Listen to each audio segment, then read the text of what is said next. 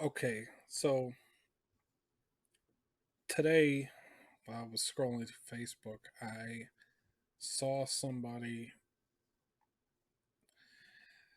I was looking at the comments under something to do with the anniversary of Bloody Sunday, and somebody said, "Why are we worried about history, the past, when we have so many problems today?" And I didn't want to put anyone's information out there, but I saw a response, and I'm just going to read it because I think this person is right on the money with what they said. Before I get into that, if you think that I do okay, make sure to like, share, subscribe. You know, let people know what's going on. Anyway, so I saw this one comment, and it said, "Those who do not learn from the past are doomed to repeat it. And look around you. We are repeating history. Now we're neck deep in shit we have seen before, except all at once. States talking secession, government merging with corporations to form a new age of fascism and subvert our constitution. Hyperinflation, similar to what we saw in Germany in the 1920s, armed militia groups appearing in the streets is almost common now. The talk of civil war is not going away. Recent events of red states doing away with COVID restrictions shows that the country is split. Biden is not the president of the red states. He is reduced to name calling as he is a sad, feeble old man who represents the political and corporate elites losing their stranglehold on this country and much of the world. I wish we were not on this path. It seems inevitable due to our arrogance and lack of understanding of the events of the past. As Douglas MacArthur once said, it is my earnest hope that a better world shall emerge from the blood and carnage of the past. A world based on faith and understanding, dedicated to the dignity of man and the fulfillment of his most cherished wish for freedom, tolerance, and justice. In a way, you are correct. We should be worried about the present, but understanding how we got here and the parallels between now and history must never be forgotten. We will pay a terrible price for our arrogance about the past and our ignorance of the present. Civilized culture is a curtain slowly being pulled back. Once it's gone, you will see the true savagery of mankind.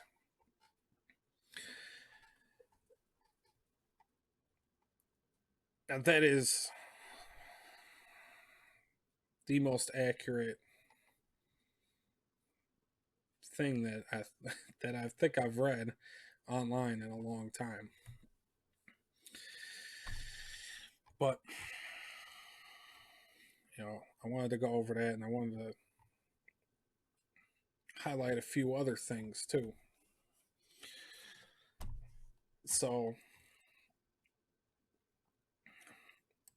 2 years ago, I do remember this. I remember when I'm not a I'm definitely by no means a fan of Obama, but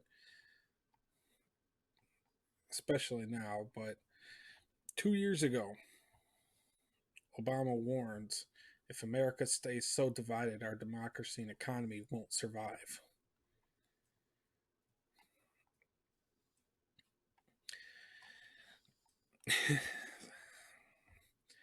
And you see, he's right. Or not.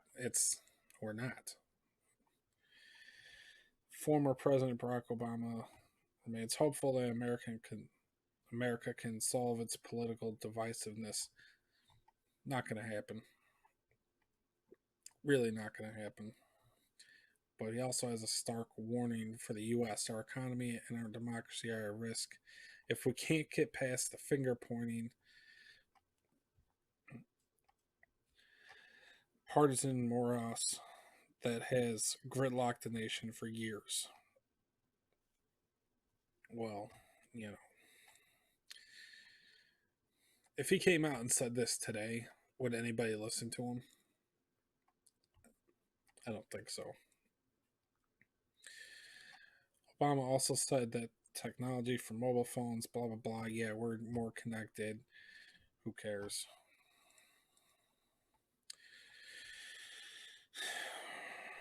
So,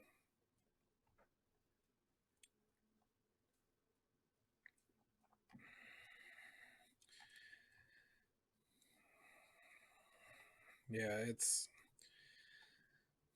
we're more connected, blah, blah, blah. You know, but where was he when this stuff started?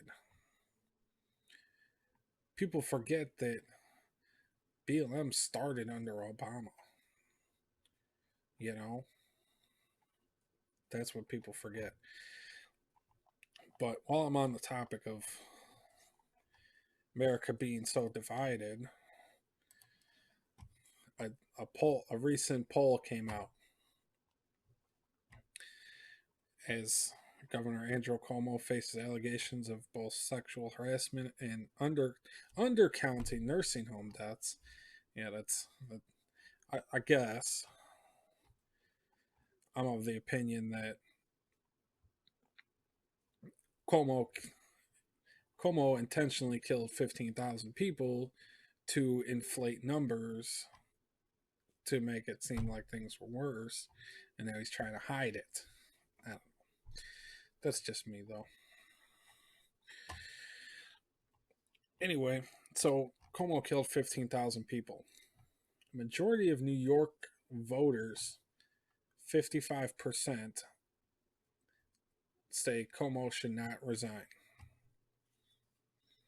55%, really. Okay. What do we got here? Democrats, 74%. Insane. Completely insane. So, Democrats are perfectly okay with Cuomo killing 15,000 people. I mean, it says if that doesn't show you the divide, then I don't know what will. How they'll still support a Democrat, overwhelmingly support a Democrat who intentionally murdered 15,000 people. Okay. I don't have much more else to say about that, but it just definitely shows the divide. But he's got a 45% job approval rating. I don't understand how. Democrats 65%. Makes no sense. Still 56%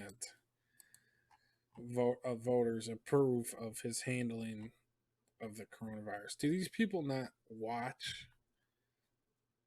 anything? They're talking about yeah, they're trying to deflect a little bit with the sexual harassment things. I mean, the dude literally killed 15,000 people, and what? Nobody's gonna talk about it. Whatever. In other news, I noticed today where I'm at, gas is at $3 today. Uh, This is, I mean, this is the average, but I saw it today, $3. So, yeah, and I know that there's, you know, COVID and gas prices dropped because, people weren't traveling or whatever. But still, it's up from where it was in 2019 already. And Joe Biden's been president for how long? Whatever. I hope I hope all those people that voted for Biden enjoy that $4 or $5 gas.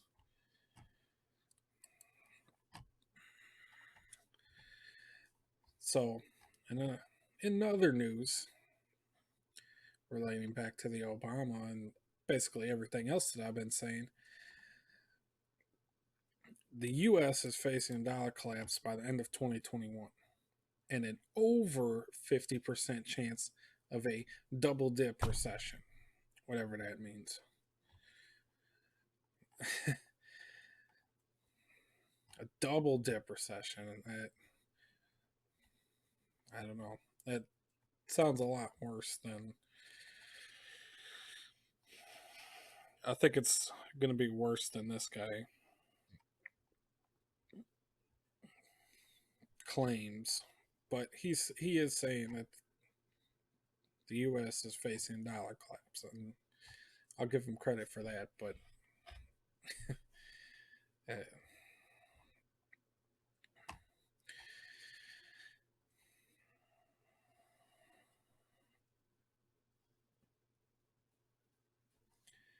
yeah, it's not good. This so they Business Insider says a seemingly crazy idea that the US dollar will collapse against other major currencies in the post pandemic global economy is not so crazy anymore. So they're saying it's more than 50% probability of a double dip recession. I don't, I'm not an economist. I don't know what that means exactly, but I I have a feeling it's going to be way worse than that. You know, it, the dollar's going to collapse, and it's not even going to do anything for anybody because, like I've stated before, if if you're somebody who lost their job because of these Democrat lockdowns, and you've been out of work for almost a year. I mean, hopefully people have found a job by now, but I could, if you're in one of those areas that decimated their economy, and you haven't been paying your rent 6 months, 8 months, a year, whatever, is $1,400 going to fix that? Ridiculous, completely ridiculous, and reinforces it just reinforces this, you know. So hope everybody's ready for that. But in other news,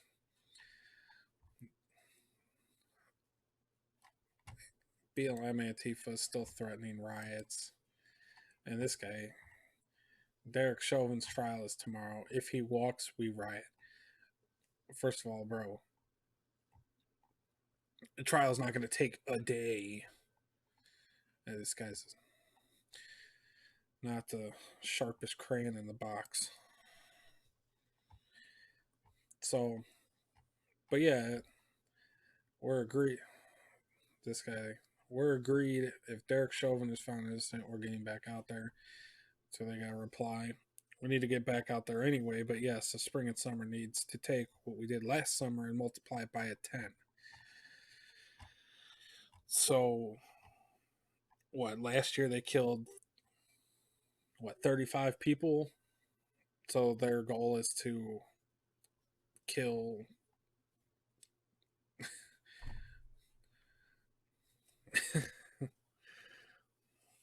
What their goal is to kill 300 people this year. They did $8 billion, at least $8 billion worth of damage. So what? $80 billion. They, this is a. It's gonna be a wild summer. Be ready for that. If you're in any of these cities, you should be putting your house on the market and moving now because it's not gonna get.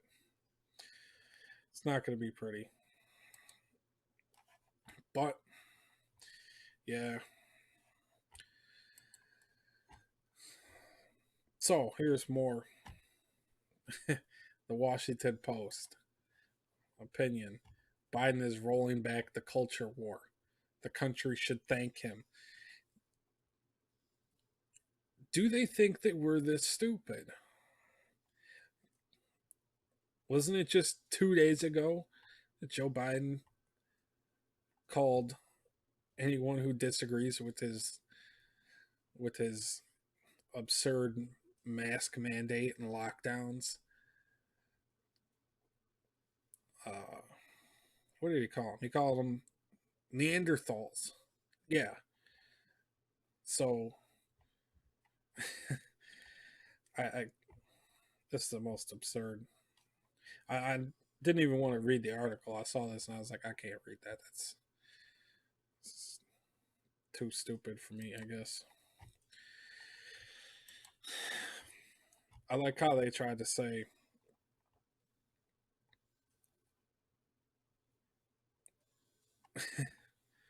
it's time to cancel this talk of cancel culture. And they literally show things that they've canceled. Mr. Potato Head is the most ridiculous thing. When was the last time any kid played with the Mr. Potato Head? I didn't even think that they'd still make Mr. Potato Head anymore. It was probably the most irrelevant thing that you could think of. I haven't heard anyone talk of Mr. Potato Head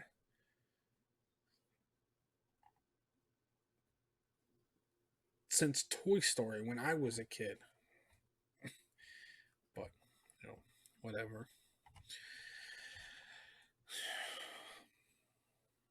Yeah. But I just hope that people are getting prepared for everything that's going to happen. You know, when everybody agrees that things are going to get bad, you know it's going to get bad.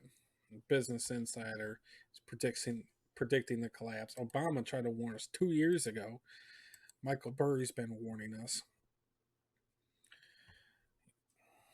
A lot of people have been trying to warn us. Things are going to get ugly. But I'm going to leave it there.